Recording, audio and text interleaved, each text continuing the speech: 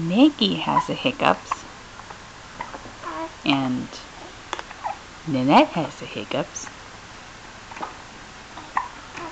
And then they have the hiccups together.